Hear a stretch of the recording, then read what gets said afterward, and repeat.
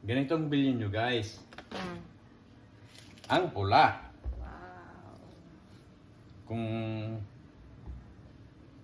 ano pa? Slice ka. Mali ka naman. Dapat nakaharap dun. Yung. Yan. Ang sarap ng pakwan guys. Kain na. Ganitong mamili ng hinog na pakwan. Ang palatandaan na pag hinog na yung pakwan, siyempre biyakin mo ng matira.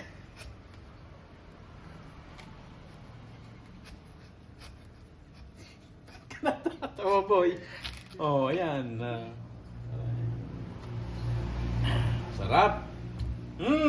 Yummy.